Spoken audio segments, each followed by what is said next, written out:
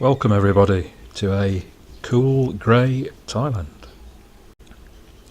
It's more like a typical day at an Old Trafford test match, to be honest, rather than living in the tropics today. I think this will be my last video of 2018, and I've just gone back up the local lake to take the drone up there and take some footage that I should have taken a week ago, but having flown the drone around for a good few minutes, I found I hadn't pressed the record button. Such are the joys of having new equipment.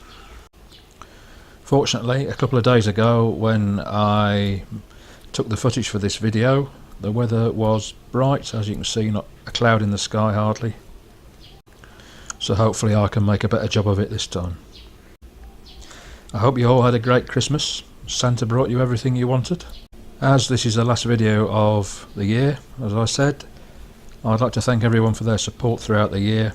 I've really enjoyed making these videos and uploading them to YouTube, and hopefully we'll be able to continue next year and make even better ones for you. So happy 2019 to everybody, and I look forward to seeing you all in the next video.